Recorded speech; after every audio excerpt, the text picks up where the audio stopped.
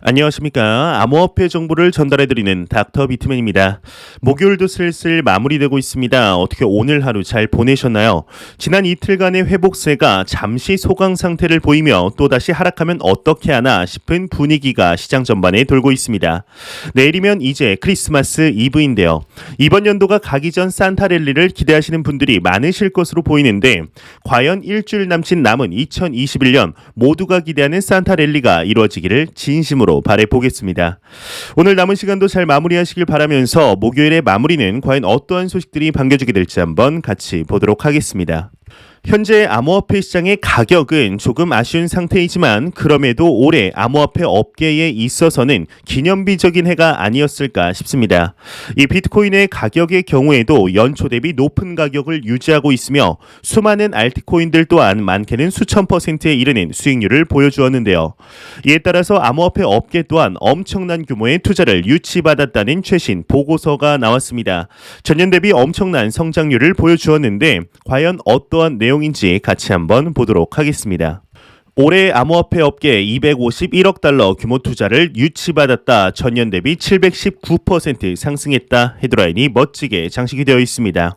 더블록 리서치가 발표한 최신 보고서에 따르면 2021년 한 해 동안 1,700건 이상의 암호화폐 벤처 캐피탈 펀딩이 완료되며 전년 대비 약 126% 증가한 것으로 나타났다고 합니다. 이에 따라서 약 251억 달러 규모의 투자가 유치되었으며 이는 전년 대비 약 719% 증가한 수치라고 하는데요.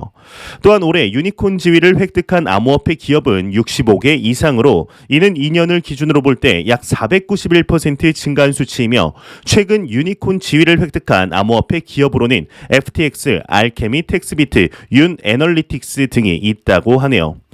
올해 암호화폐 시장이 급격하게 확장한 것을 우리는 두 눈으로서 확인할 수 있었습니다. 이는 올해뿐만이 아닙니다. 다가오는 2022년 또한 현재 진행되는 시장의 모습을 보고 있노라면 지금보다 더 확장되는 것은 확정된 사실이죠. 지금의 비트코인을 포함한 암호화폐 시장의 가격은 그리 중요하지 않다고 생각합니다.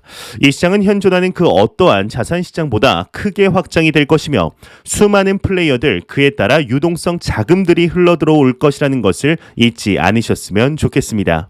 이러한 소식과 더불어서 최근 글로벌 유명 스타들에게서 암호화폐 시장 관련한 코멘트들이 심심치 않게 나오고 있습니다. 오늘은 아마 아시는 분들은 아실만한 선수이지 않을까 싶은데요. NBA의 레전드 스타 중 한 명이었던 샤킬 오닐에게서 오늘 소식이 나왔습니다. 저는 개인적으로 이 선수 하면은 10년 전에 격투기죠. 이제 K1이 한창 붐이었을 당시 대한민국의 간판 스타 최용만에게 샤킬 오닐이 도발했던 것을 아직도 잊을 수가 없었는데요.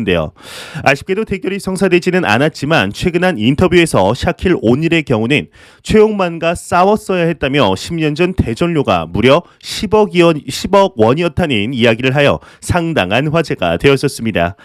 네, 무튼 이에 오늘 샤킬 오닐과 과연 암호화폐 시장이 어떠한 인연이 있어서 소개를 해드렸는지 같이 한번 보도록 하겠습니다.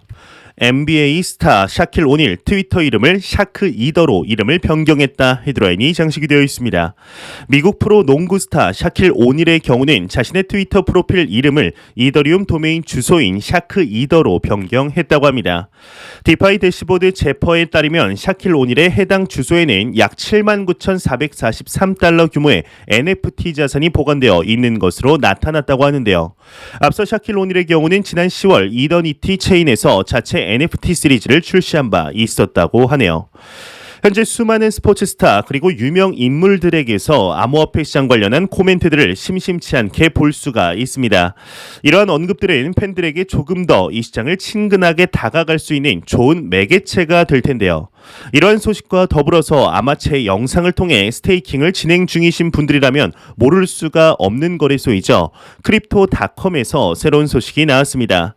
현재 이 크립토닷컴 거래소의 경우에는 세계 최고 격투기 단체이죠. UFC와 이제 파트너십을 맺을 뿐만 아니라 축구팀, F1, 심지어 최근에는 경기장의 이름까지 바꾸는 등 수많은 스폰서십을 통해 사업을 확장시키고 있는 중입니다.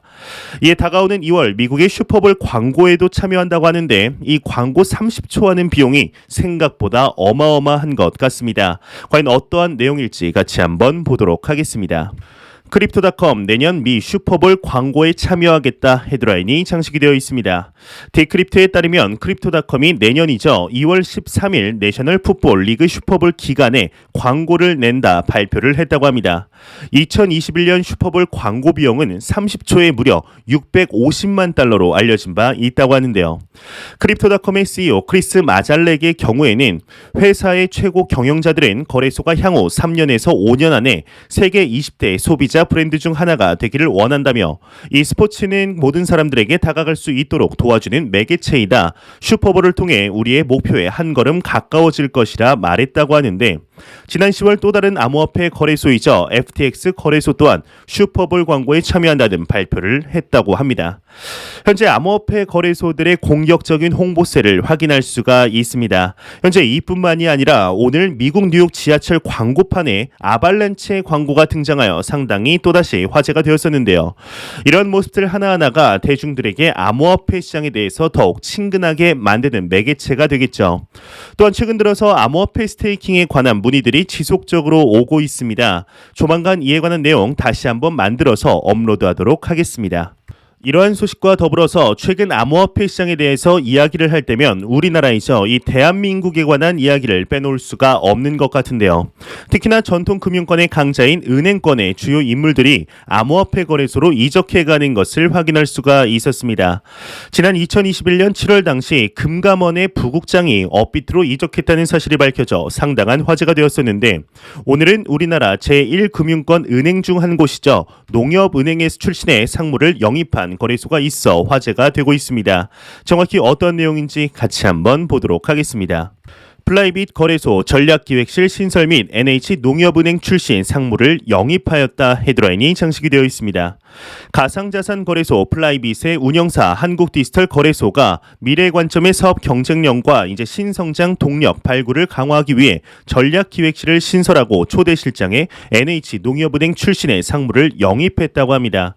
이 플라이빗의 경우에는 KB국민은행 등 주요 은행의 전문 인력 영입을 통한 내부 통제 및 역량 강화에 나선 가운데 최근 신설된 전략기획실은 주요 사업의 미래 방향을 설정하고 투자 계획 등 중장기 전략을 수립하는 임무를 수행할 계획이며 법인 회원 증대 예상에 따른 체계적인 조직 구성과 인력을 확충해 나갈 방침이라고 하네요.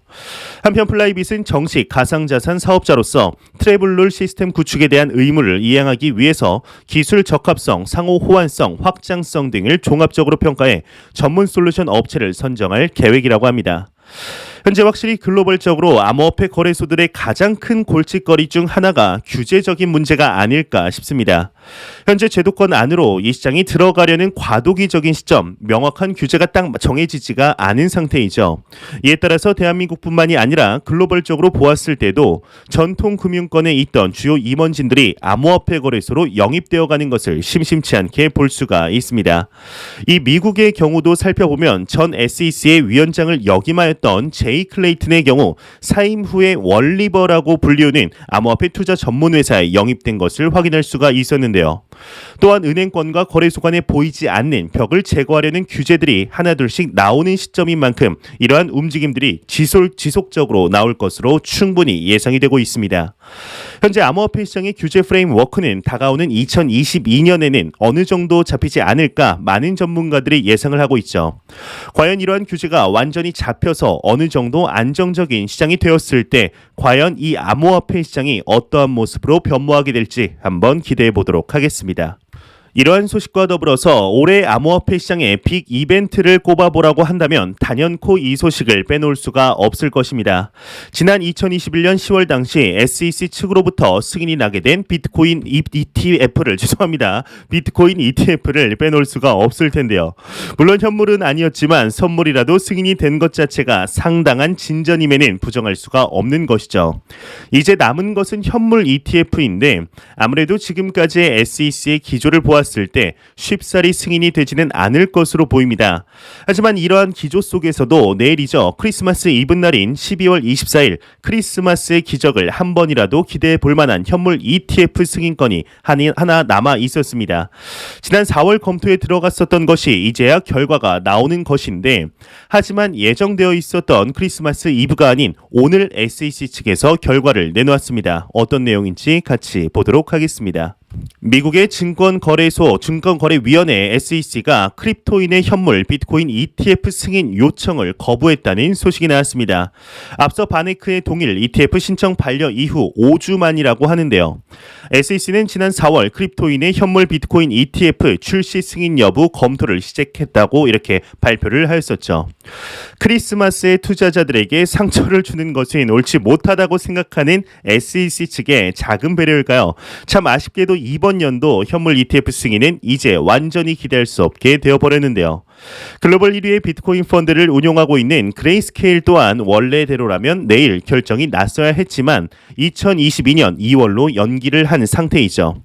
현재 선물 ETF는 승인시키면서 현물 ETF는 승인시키지 않는 SEC의 모습에 의아해하는 투자자분들이 많은 것이 사실입니다.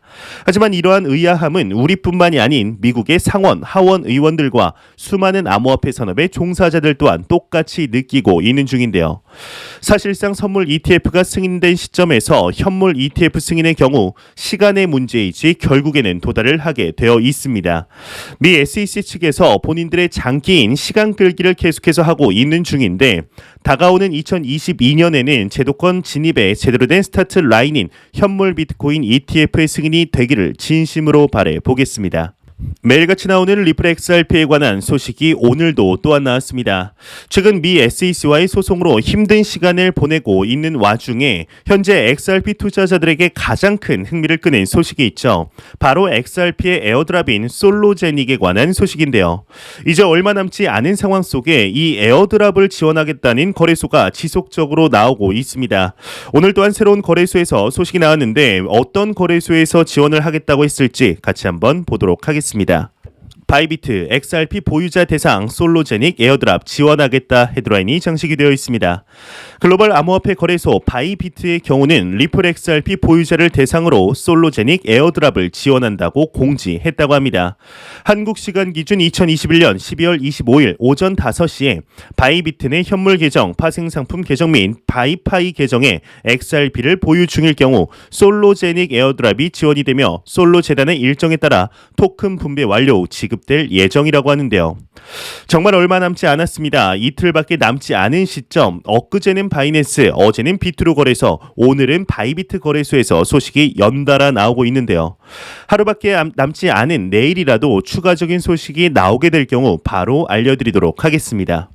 이러한 에어드랍 소식과 더불어서 현재 리플사의 경우는 미 SEC의 소송으로 참 힘든 시간들을 보내고 있던 와중에 오늘이 바로 소송이 시작된 지 딱 1년이 되는 날입니다.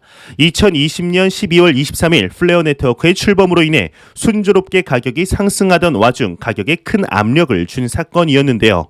1년이 된 오늘 리플의 CEO이죠. 이 브래드 갈링 하우스가 트위터를 통해 소송 관련 본인의 생각을 올렸다고 합니다. 내용 같이 한번 보도록 하겠습니다. 사진 자료를 보시게 되면 빵형의 트윗을 볼 수가 있는데요. 어떠한 내용이 적혀 있느냐 한번 보게 되면 1년 전 오늘 미 증권거래위원회가 리플의 소송을 제기했다. 이것은 리플뿐만이 아니라 미국의 암호화폐 전체에 대한 공격이라고 말하고 있습니다. 참 답답한 마음을 표현한 것인데, 이어서 보면 SEC 위원장 게리 겐슬러는 공격적인 암호화폐 반대 접근 방식을 취해왔다. 또한 이더리움 법적 지위에 대해 SEC는 전혀 여전히 대답하지 않고 있으며, 이에 따라 리플의 많은 비즈니스는 미국이 아닌 미국 바깥에서 진행하고 있다라고 이야기를 하고 있습니다. 또한 과거 SEC 위원장이 암호화폐 시장은 황량한 서부지대이다라고 말한 것을 콕 집어 말했는데요. 또한 암호화폐 업계를 와일드 웨스트라고 부르는 것은 옳지 않다. 또한 업계 내 대다수는 금융규제를 준수하고 있으며 산업이 공정한 경쟁과 규제의 명확성을 요구한다고 처벌받아서는 안 된다라는 이야기를 하고 있습니다. 일단 글 내용만 보더라도 빵형이 현재 얼마나 억하심정이 쌓이고 억울해하는지 충분히 알 수 있었던 것 같습니다.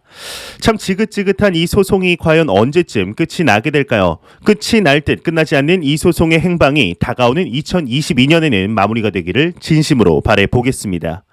안 보고 가면 섭섭하겠죠. 마지막 크립토 공포 탐욕 지수입니다.